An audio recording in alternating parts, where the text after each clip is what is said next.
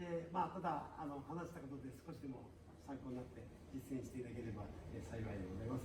特にこの会は斉藤会長が皆さん元気なんで、すごく来ても心地よい感じをしました。またホテルのお風呂もすごく良くてですね、すごく楽しい世界でした。